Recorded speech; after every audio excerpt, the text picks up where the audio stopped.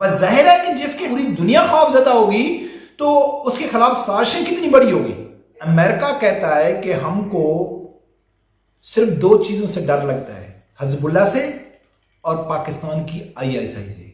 بھائی تحریک لبیک پاکستان کی ایک سیاسی جماعت ہے، اس میں سعودی کا کیا لینا دینا ہے، اس میں رشیا کا کیا لینا دینا ہے، اس میں یورپ کا کیا لینا دینا ہے؟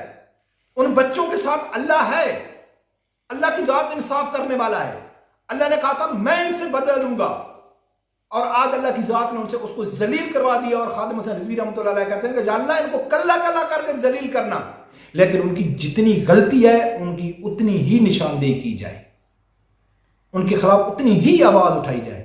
ایسا نہ ہو کہ آپ اس کے خلاف اتنی آواز اٹھائیں کہ آپ دشمنوں کی صف میں جا کے اپنے آپ کو کھڑا کر دیں، کہ دشمن آپ کے اقدامات سے خوشیاں منانے پہ آ جائیں۔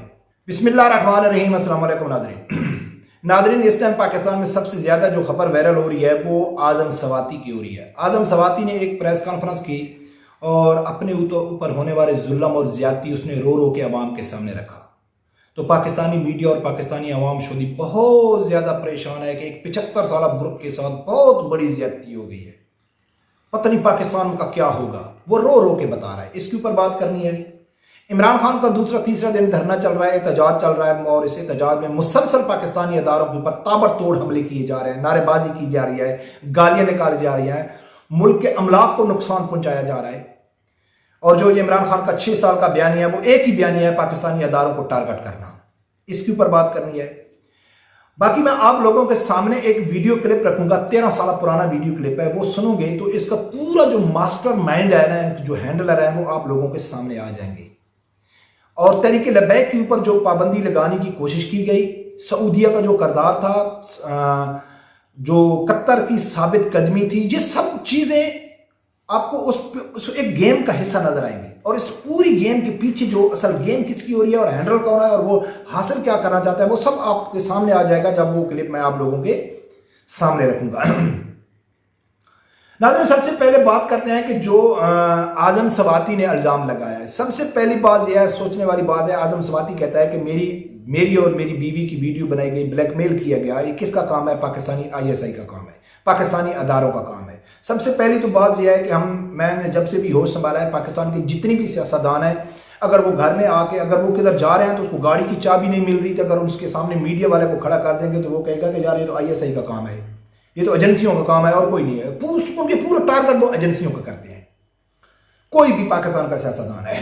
اور جب ایجنسیاں ان کے اوپر ظلم کرتی ہیں یا ایجنسیاں ان کے خلاف کوئی حرکت کرتی ہیں تو ان کے جو بچے ہیں نا، وہ جان بچانے کے لیے صرف امریکہ ہی جاتے ہیں اور کہیں نہیں جاتے۔ وہ کہتے ہیں کہ ہم اپنے پاکستان میں محفوظ نہیں ہیں، اپنی ایجنسیوں کے ہاتھ ہیں، لہذا ہم نے اپنے بچوں کو امریکہ بھیج دیا ہے۔ یہ میڈیا آپ کو کبھی بھی حقیقت نہیں بتائے گا، میڈیا آپ کو پارٹ میں اپنے مفاد کی خبریں بتائے گا، ان کا پورا خلاصہ نکال کے جو ان کا جو اصل مقصد بنتا ہے یا اس کی جو سٹوری پیچھے یہ پوری گیم کیوں ہو رہی ہے، وہ کبھی آپ لوگوں کو نہیں بتائے گا۔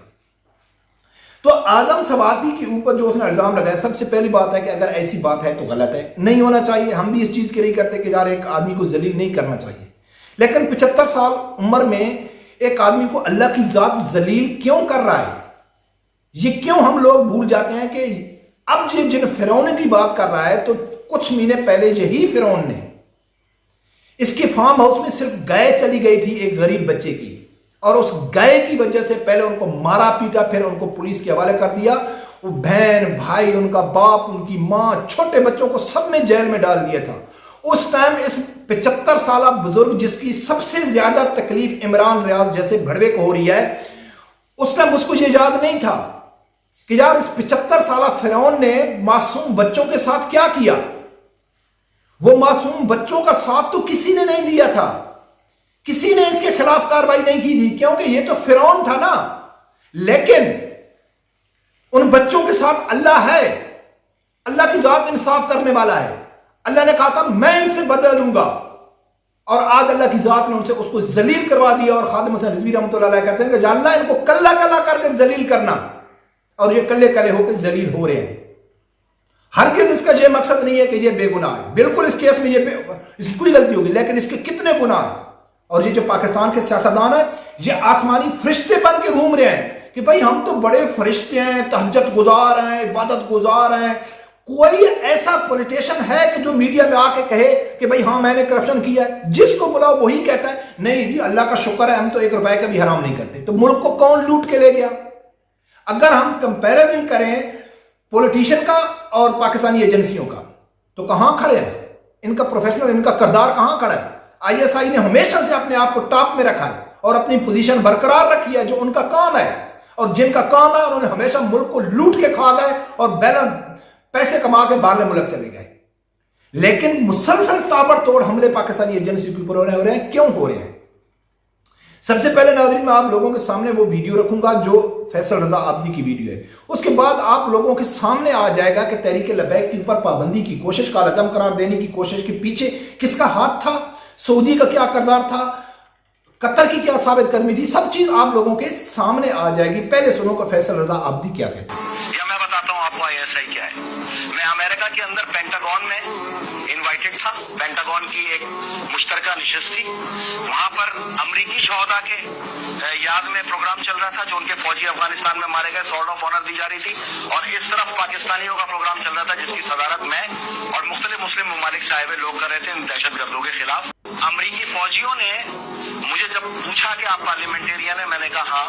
تو میں نے بولا آپ لوگ کو کیا پرابلم ہے؟ آپ لوگ تو کسی سے نہیں ڈرتے. کہتے ہیں ہم کسی سے نہیں ڈرتے، ہمیں واحد خطرہ جو ہے لبنان کی سائڈ پہ حزب اللہ اور اس پورے ایسٹرن سائڈ کے اوپر جو ہے نا وہ آئی ایس آئی، وہاں تک خطرہ ہے.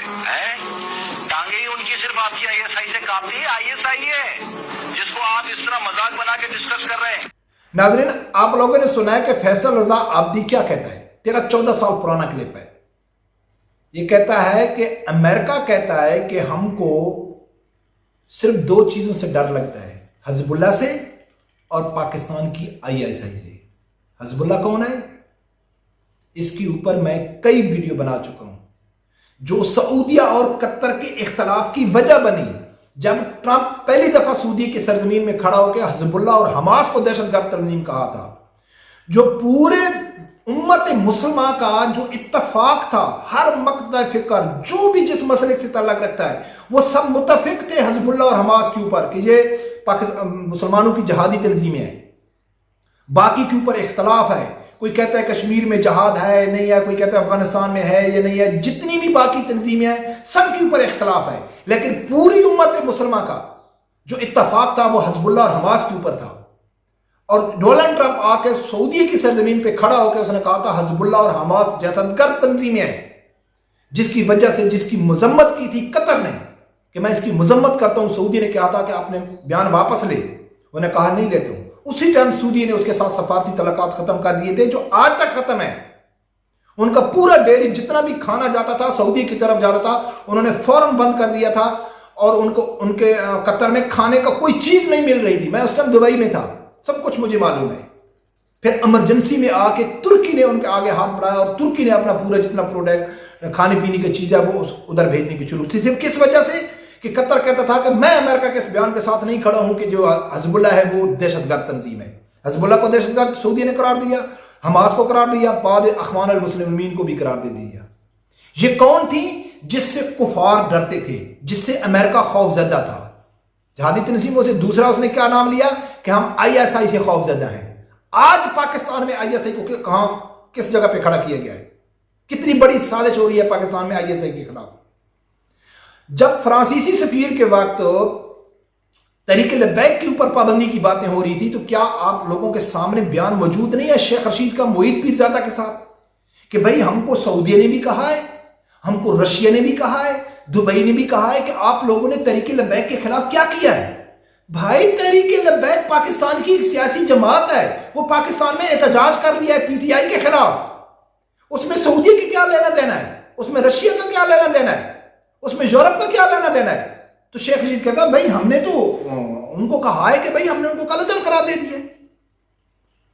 آج جو تحریک لبیک کے اندر جو کالی بھیڑیاں ہیں، جو لبیک کے جو مرکزی شورا کے جو فیصلے کے اوپر تنقید کرتا ہے، ان کو شرم کرنی چاہیے کہ آپ کیا سمجھتے ہیں کہ تحریک لبیک کی معمولی جماعت ہے؟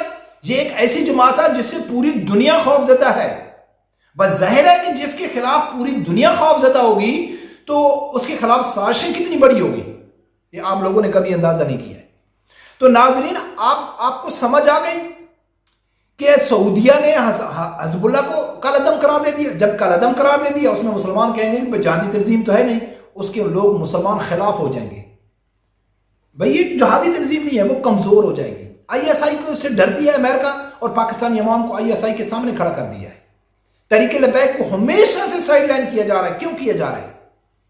اس لیے کہ یہ آگے ابھر کے نہ آئے, کیونکہ یہ صرف پاکستان کی جماعت نہیں ہے, پوری دنیا کی مسلمانوں کی جو نمائندگی کرنے والی ہے. اور اس ٹائم سب سے بڑی جو سازش پاکستانی ایجنسی کے خلاف کر رہا ہے, کون کر رہا ہے؟ عمران خان کر رہا ہے, جو 6 مہینے سے مسلسل ان کی ماں بہن ایک کر رہا ہے. اور بن کون رہا ہے؟ Absolutely not. میں امریکہ کے خلاف ڈٹ کے کھڑا ہو گیا ہوں, مجھے اس لیے سزا دی گئی کہ میں نے امریکہ کے آنکھ میں ڈال کے بات کی. ہم کو اچھی طرح معلوم ہے, اگر یوتھیوں کو معلوم نہیں ہے تو ہم کیا کر سکتے ہیں کہ ڈونلڈ ٹرمپ کے سامنے آپ نے ریٹن لکھ کے دیا ہے کشمیر ہو. 73 سال میں انڈیا کی جرت نہیں تھی 370 ختم کرنے کی. آپ جو ہی آئے اور جو ہی ٹرمپ سے ملاقات کی, مودی سے ملاقات کی, دوسرے دن مودی واپس آ کے سب سے پہلے 370 ختم کر کے کشمیر کو اپنے ساتھ ملا لیا. اس لیے ناظرین کہ میں جب عمران خان کو اتارا گیا تھا تو کئی بار آپ کو بتا چکا ہوں, ویڈیو بھی بتا چکا ہوں کہ الحمدللہ پہلی بار میں نے آپ کو کہا تھا کہ یہ اب سازش شروع ہوئی ہے پاکستانی ایجنسیوں کے خلاف, پاکستانی اداروں کے خلاف. اور اس کے پیچھے کون ہے؟ امریکہ, اسرائیل اور انڈیا.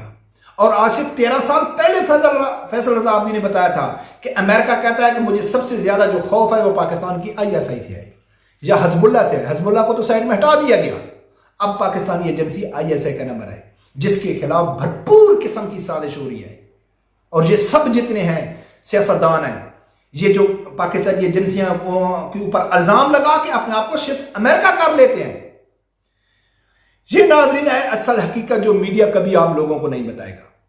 میں لاسٹ میں یہی کہوں گا, ہر آدمی میں غلطیاں ہیں, پاکستانی ایجنسیوں میں بھی غلطیاں ہیں, پولیٹیشن میں بھی غلطیاں ہیں, علماء اکرام میں بھی غلطیاں ہیں, ہر شے غلطیاں ہیں, لیکن ان کی جتنی غلطی ہے ان کی اتنی ہی نشاندہی کی جائے, ان کے خلاف اتنی ہی آواز اٹھائی جائے. ایسا نہ ہو کہ آپ اس کے خلاف اتنی آواز اٹھائیں کہ آپ دشمنوں کی صف میں جا کے اپنے آپ کو کھڑا کر دیں, کہ دشمن آپ کے اقدامات سے خوشیاں منانے پہ آ جائیں, تو پھر آپ غداری کے زمرے میں آ جائیں گے, محب وطنی کے میں نہیں آئیں گے. رب پروردگار سے یہی دعا ہے کہ اللہ تعالیٰ ہر آدمی کو حق سر سننے کی اور اس کے ساتھ کھڑے ہونے کی توفیق عطا فرمائے. اللہ حافظ.